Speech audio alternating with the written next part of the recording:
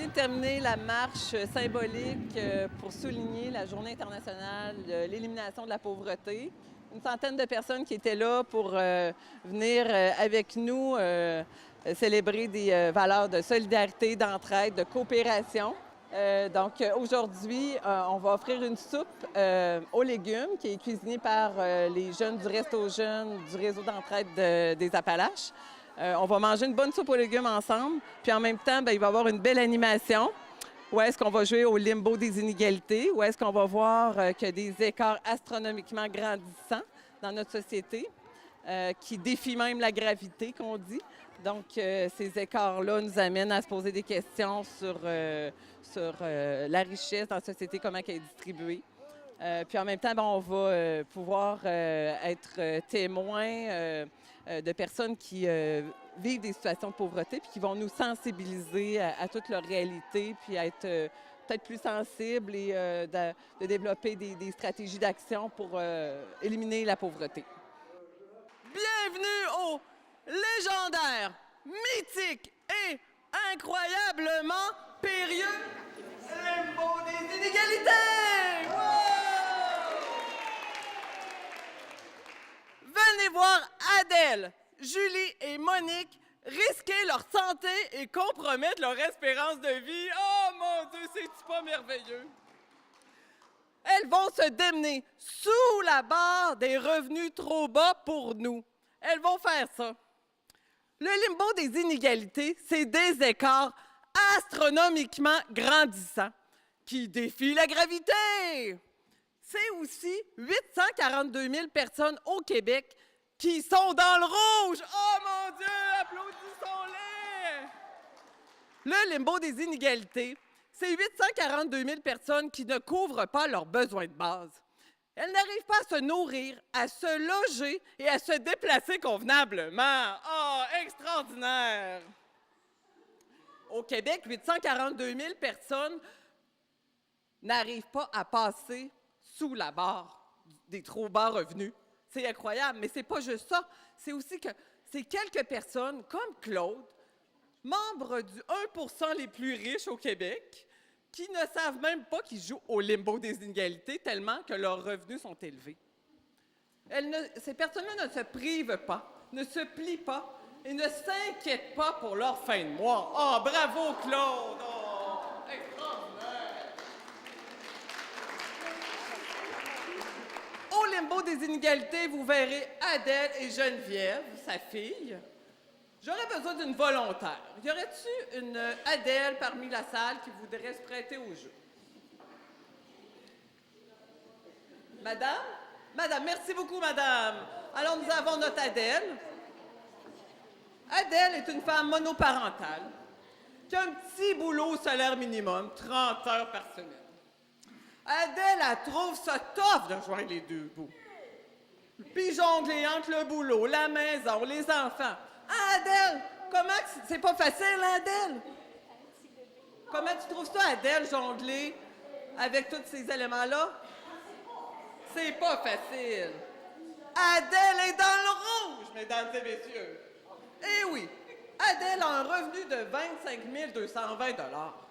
Est-ce qu'on vit au Québec avec 25 220 $, mesdames et messieurs?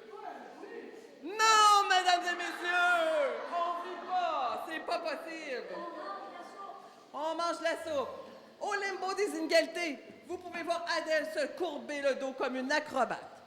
Envoyez Adèle, passe en dessous de la barre des revenus trop bas. On encourage Adèle. Allez, Adèle, avec ton revenu de 25 200 $.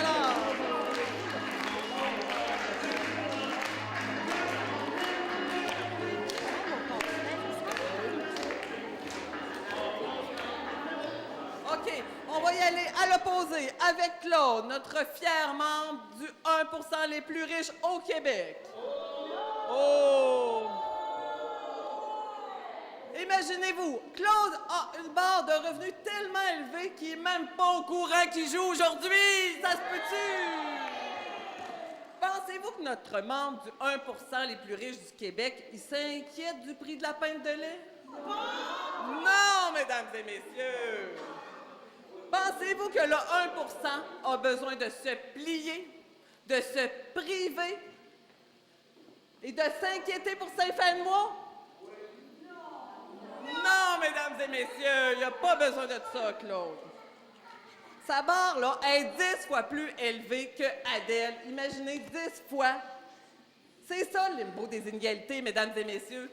C'est des écarts astronomiquement grandissants qui défient la gravité. Wouhou! Et Adèle, aimes-tu ça, toi, jouer au limbo des inégalités avec ton revenu? Oui. Je pense pas qu'elle aime ça, Adèle. C'est non la réponse. Oh, on va pouvoir y aller en chanson.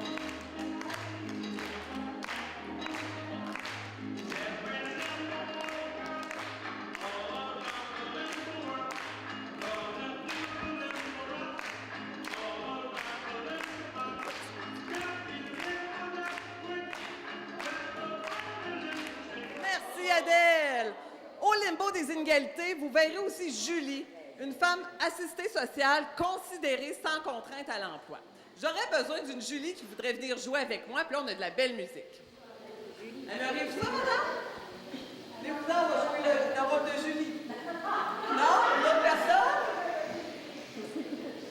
Y a quelqu'un qui s'appelle Julie des inégalités? Ah, on a une volontaire! Donc, notre femme assistée sociale sans contrainte à l'emploi se prépare. On a une Julie. Mesdames et messieurs, Julie est dans le rouge. Eh oui, bravo Julie! Julie, elle a un revenu de 8 400 $. Est-ce qu'on couvre ses besoins de base au Québec avec 8 400 $, mesdames et messieurs? Non, mesdames et messieurs, c'est impossible! Au limbo des inégalités, vous verrez que Julie est une virtuose de la privation qui jongle avec des choix impossibles. Voyez-vous ça? Julie, elle doit faire un choix entre je paye mon hydro ou mon épicerie. Difficile à dire. Regardez-la se tordre le cou et se priver l'estomac. Elle va se donner comme elle. Ça se peut pas. Alors, ah ouais, Julie, passe en dessous de la barre. On va revenir.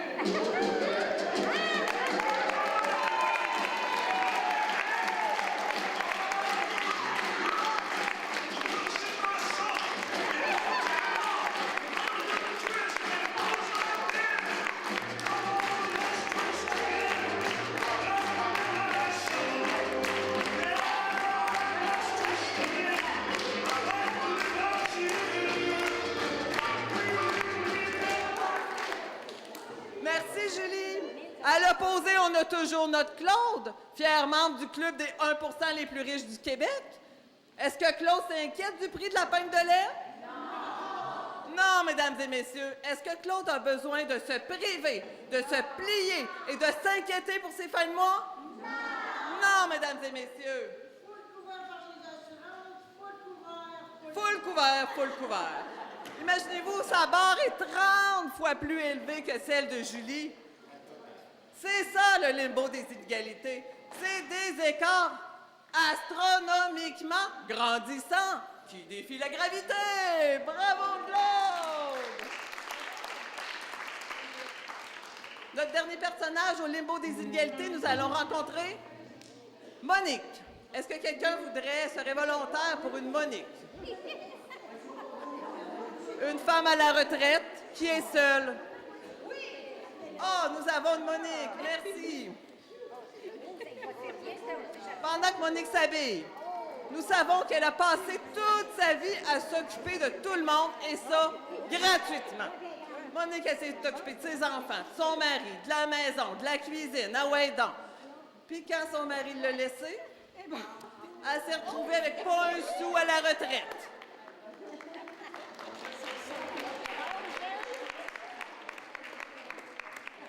Monique est dans le rouge, mesdames et messieurs! C'est pas merveilleux!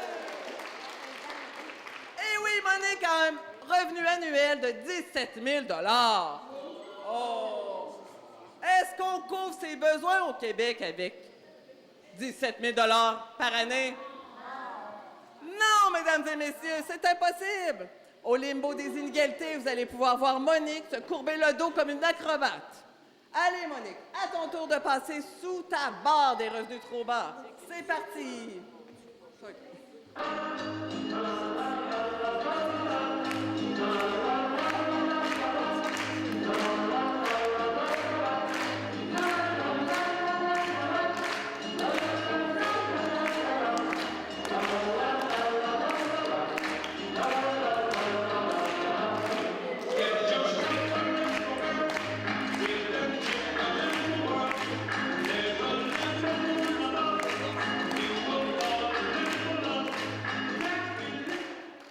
Merci Monique, bravo!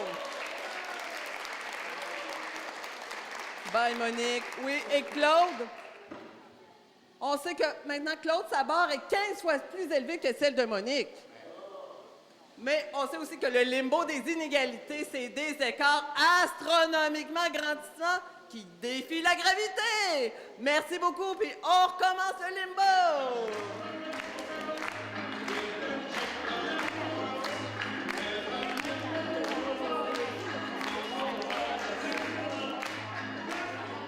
Mon parcours.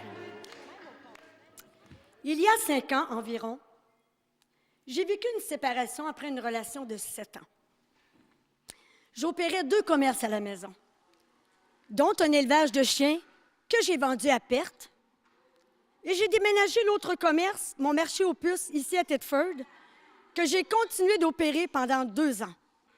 J'ai travaillé avec acharnement pour vivre et survivre, avec comme résultat de me retrouver en épuisement mental et physique, avec des troubles d'anxiété, crises d'angoisse et appauvris.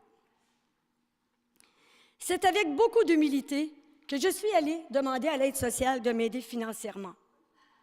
Ça n'arrive qu'aux autres, pense-t-on? Eh bien non, ça m'est arrivé à moi. Et pour arrondir mes fins de mois, j'ai accepté de faire de l'entretien ménager à divers endroits. Et croyez-moi, c'est loin d'être un travail que j'aurais fait, mais combien ça m'a valorisé. J'ai vécu 3 jours dans mon véhicule, 3 mois chez une amie, 3 mois dans une roulotte et 4 jours à l'unité Don Rémy pour avoir enfin mon chez-moi. Aussi, j'ai dû me départir de mon véhicule, faute de ne pouvoir l'entretenir. Pour moi, c'était la seule liberté qu'il me restait, d'aller où je veux et quand je veux. Depuis, j'ai accepté d'utiliser le service de taxibus et de marcher, ce qui est très bon pour ma santé. Par la suite, je suis allée cogner à différentes ressources pour combler mes besoins vitaux, à commencer par le CLSC pour obtenir l'aide d'une travailleuse sociale, ensuite à la Banque alimentaire La Vigne, à l'Aube de la Paix pour me ressourcer et au Centre Femmes La Rose des Vents que je connaissais depuis longtemps. Je me suis reconstruit un réseau social et suis sortie de mon isolement. En allant aux conférences les mardis après-midi, où je me suis sentie accueillie telle que je suis et dans ce que je vis, par des femmes humaines et compréhensives, et ce, malgré nos différences. J'ai participé aux autres activités du centre, ce qui m'a aidé à me refaire une santé morale et physique et à reconstruire mon estime personnelle. J'y ai retrouvé beaucoup de réconfort en suivant des ateliers qui abordent des thèmes relatifs au vécu quotidien des femmes. Grâce au Centre des femmes, j'ai pu suivre des cours à prix abordable, dont entre autres le yoga stretching, qui a été très bénéfique pour ma santé.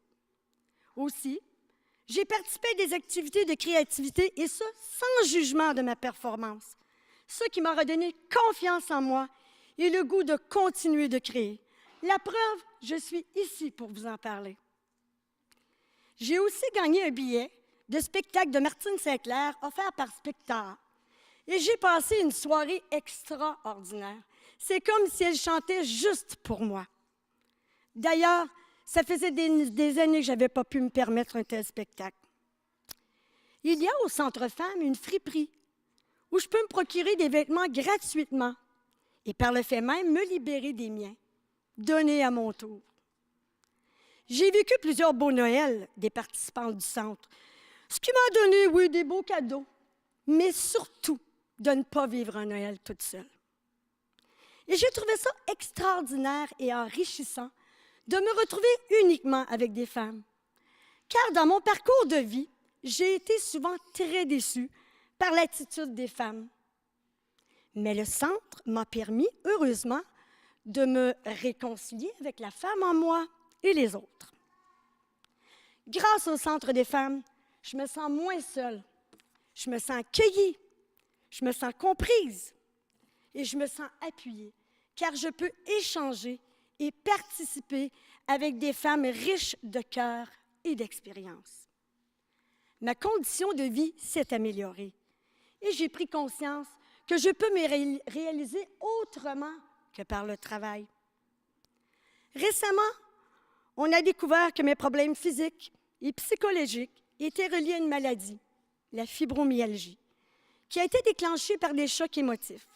Eh oui, j'ai donc été obligée de diminuer encore mes heures de travail et de me retrouver encore devant une plage blanche de ma vie où je ne sais pas encore où cela va m'amener.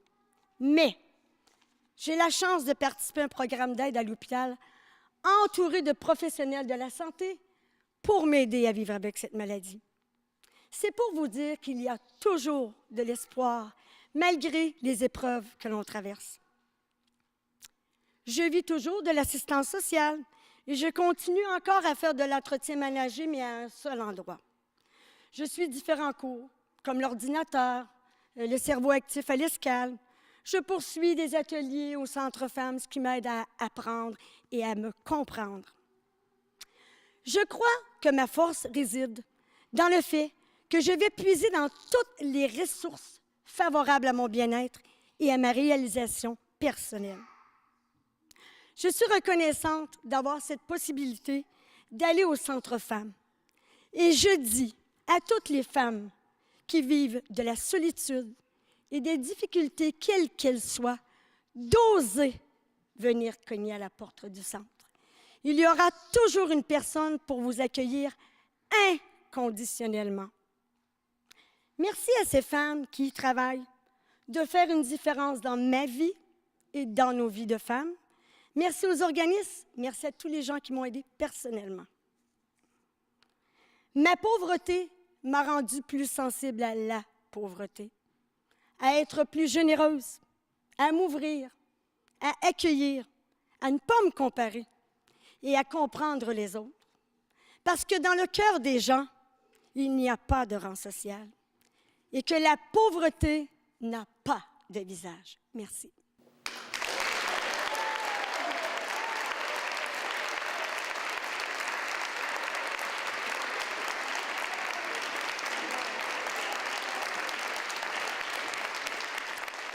Moi, j'aurais le goût de relancer un ami qui s'appelle Philippe. Je pense, Philippe, à ton tour, je pense que tu as quelque chose de super intéressant à nous dire, puis j'aimerais vraiment que tu viennes nous le dire. La vie et le temps. Un jour, sans crier gare, on se retrouve devant une immense montagne de soucis. Tout se passe à grande vitesse. Les ennuis, les soucis, les comment je vais faire, les comment je vais m'en sortir, les comment, puis les comment, puis les comment, et les comment, et les comment. Ça finit pas. Ces chemins que l'on ignore, ces labyrinthes qui nous mènent au point de départ. Au fur et à mesure, on découvre la perte de notre dignité, la perte de notre fierté. On découvre la honte, la gêne de ne plus faire partie du domaine normal de la vie. On découvre les sacrifices à faire pour subsister. Puis les enfants qui ne comprennent pas toujours ce qui se passe. Tout est devenu irréel. On découvre les innombrables papiers gouvernementaux à remplir, dont on ne comprend même pas la moitié de ce qui est demandé. Et ce maudit hasard qui se mêle de tout et nous plonge dans une misère que l'on ne veut pas. Je connais cette détresse qui s'est ancrée en vous. Ne baissez pas les bras. Oui, je sais, tout est simple en France. En France? En phrase. Mais je vous dis ceci, le temps qui coule est éphémère. Il n'est pas le maître de Brumaire. Il n'est pas simple saison. Il n'est, semble-t-il, que raison. Laissez doucement couler le temps. Appréciez les plus simples et timides lueurs en regardant bien. L'espoir est toujours présent. Une offrande au cœur blessé, un sourire, une étincelle, une vérité, une fleur pour étendre la sérénité. Vivez pour vous avant tout. Rien ne devrait vous envahir.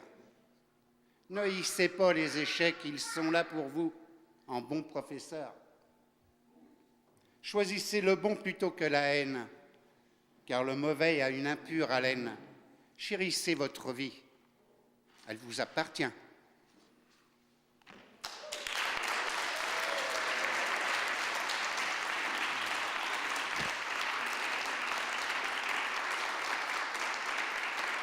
Julie, s'il te plaît, tu peux venir voir?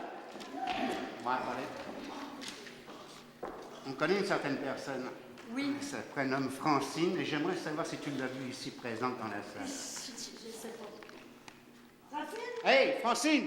Elle est là. Francine! Elle est là. Francine! Viens nous dire quelque chose. Viens nous dire ton témoignage. Tu as grand-chose à nous dire, toi aussi.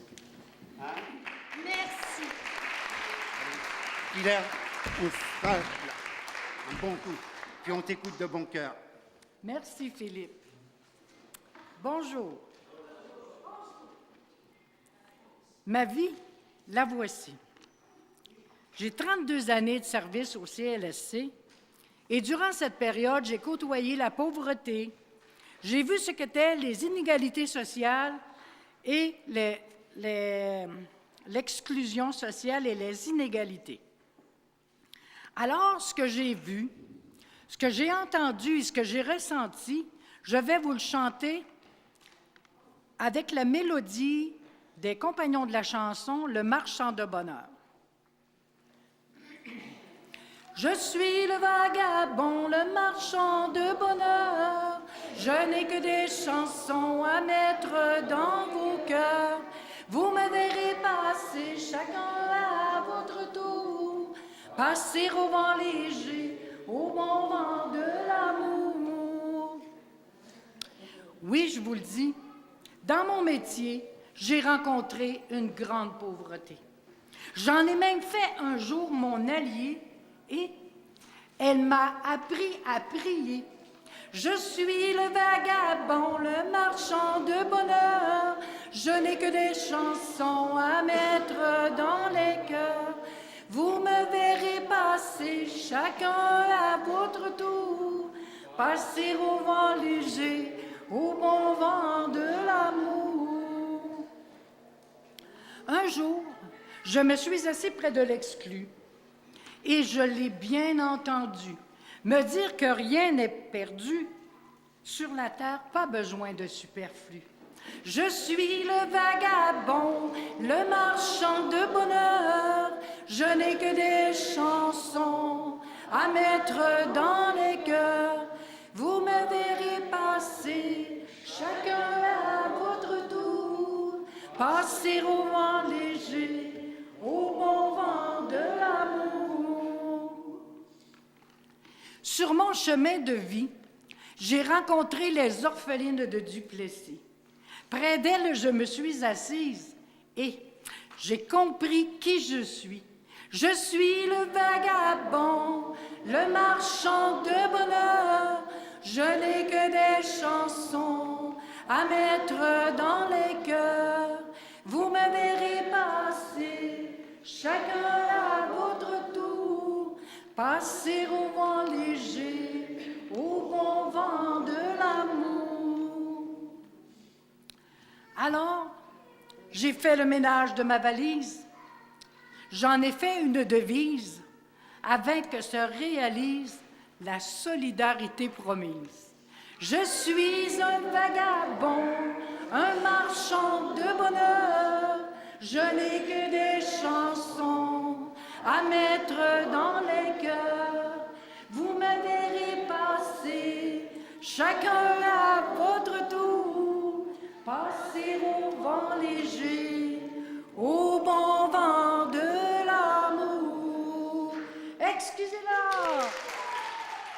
Quand je regarde le journal, j'ai pas l'impression de voir ça. On parle de corruption, de tatati, de guerre, C'est ça qu'on devrait montrer. C'est ça qu'on devrait montrer, des événements comme ça. Des gens qui se mettent ensemble, des gens qui s'organisent, des gens qui se ressemblent et qui se rassemblent. C'est des petits événements comme ça qui font des petites différences. Ça prend pas beaucoup de choses pour organiser ça. Ça prend un petit peu d'organisation. Ça prend la gang du réseau d'entraide qui nous fait de la soupe.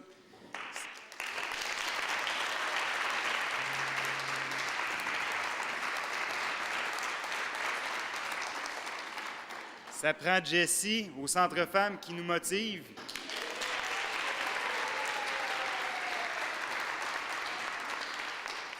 Ça prend Carole Roy, organisatrice communautaire, qui n'a pas peur.